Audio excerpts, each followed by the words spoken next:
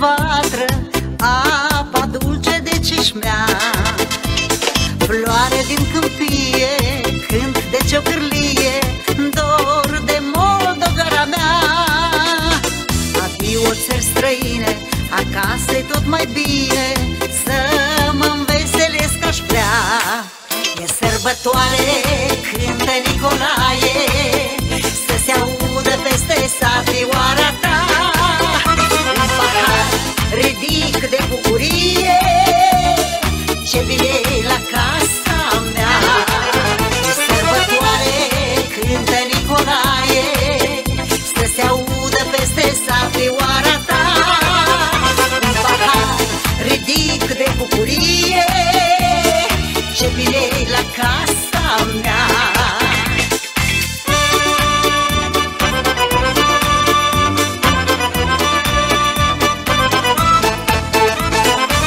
Mămăliga-i mare, poftesc pe fiecare, bun-i vinul cel bălan.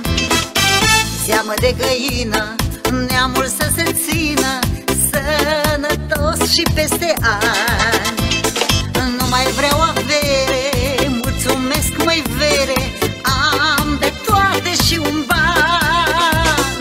Țară am și casă, familie frumoasă, fericire și mulți ani. E sărbătoare, cântă Nicolae, să se audă peste sat vioara ta.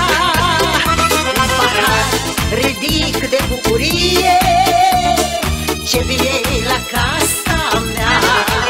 E sărbătoare, cântă Nicolae, să se audă peste sat vioara ta. Un pahar ridic de bucurie, ce vine la casa mea.